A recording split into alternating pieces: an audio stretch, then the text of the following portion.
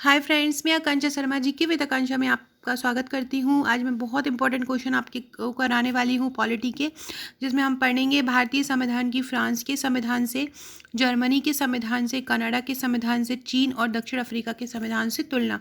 तो चलिए स्टार्ट करते हैं। आगे बढ़ने से पहले चैनल को सब्सक्राइब जरूर कीजिएगा ताकि ऐसी सभी मेंस की और प्रीलिम्स की वीडियोज़ आपको मिलती रहे।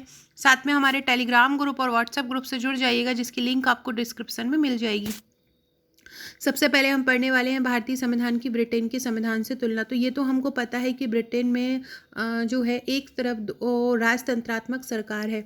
तो ब्रिटेन की जो कार्यपालिका है और विधायिका है, दोनों को हम भारत के अंतर से समझेंगे। तो भारतीय संविधान की ब्रिटेन से तुलना निम्न आधार पर कर सकते हैं। सबसे पहले हम ब्रिटेन कार्यपालिका की भारतीय कार्यपालिका से करते हैं। तो ब्रिटेन एक पूर्ण राजतंत्र से संवैधानिक राजतंत्र में परिवर्तित हो चुका है। पूर्ण राजतंत्र मतलब पहले वहाँ पे राजाओं का शासन होता था, राजतंत्र होता था जो कि वंशानुगत चलता था।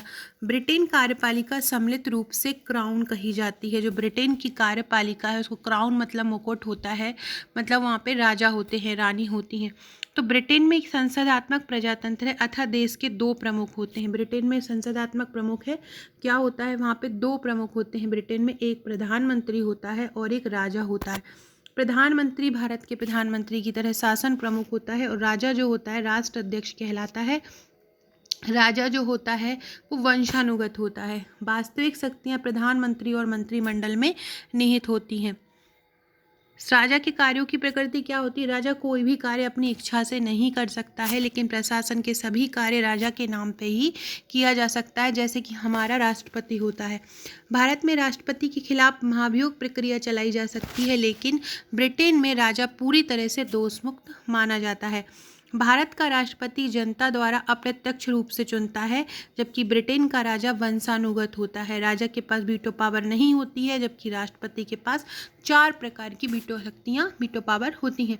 तो हमने सबसे पहले ब्रिटेन का संविधान में क्या पढ़ा, उसके जो हमारा राष्ट्रपति है और उनका राष्ट्राध्यक्ष है उनकी तुलना। अब हम पढ़ेंगे इनके प्रधानमंत्री की तुलना। तो ब्रिटेन में एक कॉमन सभा, एक प्रतिनिधि सभा होती है। तो जो कॉमन सभा होती है, कॉमन सभा जो हमारे लोकसभा की तरह होती है, वो बहुमत दल का नेता होता है प्रधानमंत्री। तो ब्रिटेन में कॉमन सभा में बहुमत दल का नेता प्रधानमंत्री होता है। भारत में लोकसभा में बहुमत दल का नेता प्रधानमंत्री होता है।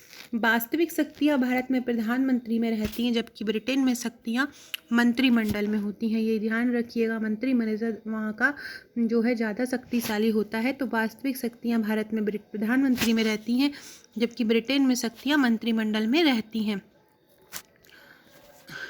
अब दोनों के संविधान में अंतर पढ़ते हैं।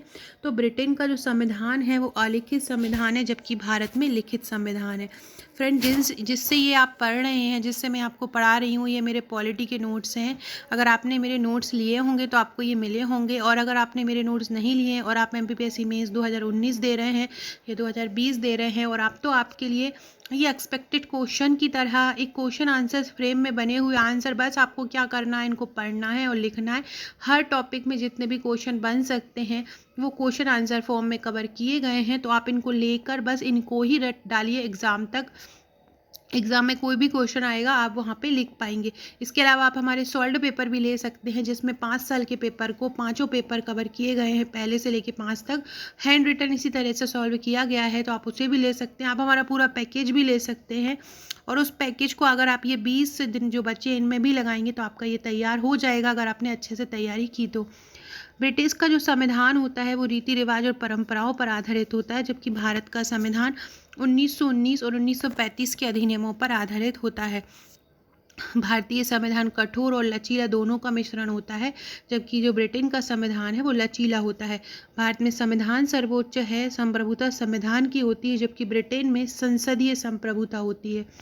भारत और ब्रिटेन विधायिका की संरचना, भारत की संरचना द्विसदनीय होती है, लोकसभा और राज्यसभा, जिसमें लोकसभा निम्न होता है, राज्यसभा उच्च होता है। और ब्रिटेन में लॉर्ड सभा और कॉमन सभा होती है, लॉर्ड सभा उच्च होती है और कॉमन सभा निम्न होती है। अब हम पढ़ते हैं भारतीय संविधान की कनाडा से तुलना। तो भारत हमने कनाडा से ही अपशिष्ट शक्तियाँ ली हैं, तो भारत और व कनाडा में ही अपशिष्ट शक्तियाँ किसके पास हैं? केंद्र के पास है। सबसे पहला हम यही लिखेंगे। कनाडा में ब्रिटिश क्राउन का राष्ट्राध्यक्ष, जो जैसे ही ब्रिटिश क्राउन को राष्ट्राध्यक्ष माना जाता है, तो यहाँ पे भी राष्ट्राध्यक्ष होता है जो ब्रिटिश क्राउन होता है।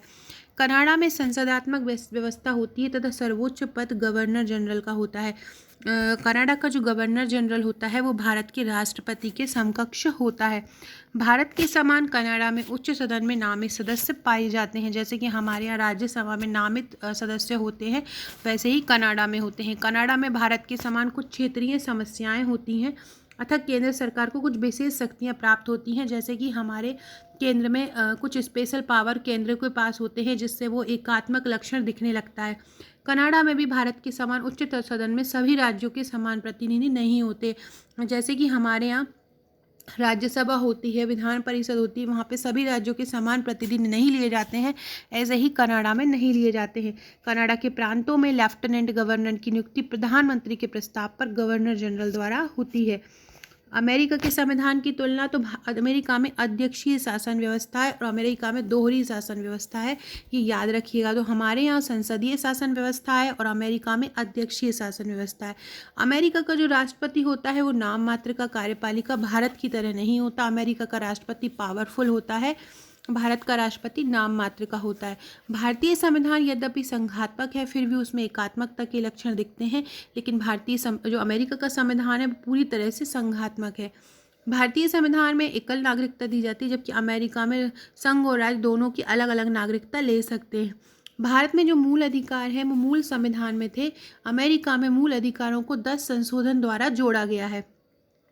भारत में दो सदन लोकसभा राज्यसभा होते हैं और अमेरिका में प्रतिनिधि सभा और सीनेट होता है। कौन सा होता है? ब्रिटेन में लॉर्ड होता है और लॉर्ड सभा होती है, और यहाँ पे प्रतिनिधि सभा और सीनेट होती है। कॉमन सभा और लॉर्ड सभा होती है ब्रिटेन में, और यहाँ पे सीनेट और प्रतिनिधि सभा होती है।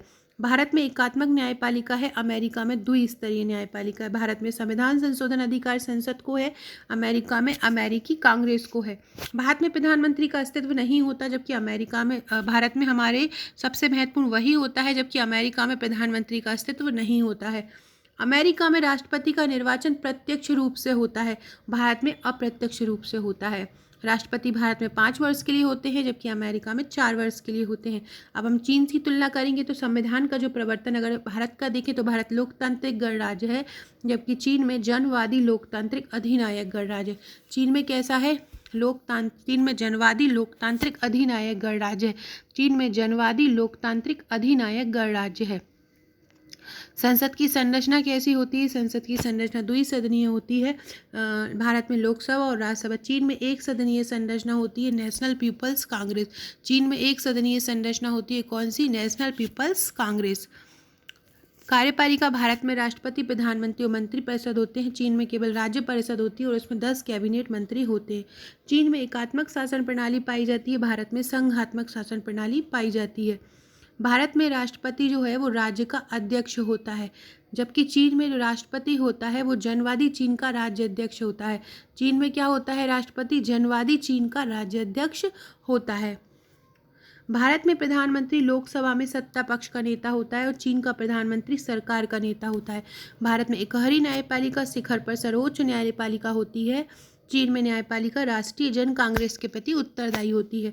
वर्तमान संविधान चीन का चौथा संविधान है जो 1982 में बना था, लेकिन भारत का संविधान एक ही बार बना है, 1950 में। अब हम पढ़ते हैं भारतीय संविधान की दक्षिण अफ्रीका के संविधान से तुलना। तो दक्षिण अफ्रीका का संविधान जो है 1997 में बना और 1950 में हमारा बना है। दक्षिण अफ्रीका से हमने संशोधन की क्रिया, संविधान संशोधन की जो प्रक्रिया है वो हमने दक्षिण अफ्रीका से ही ली है।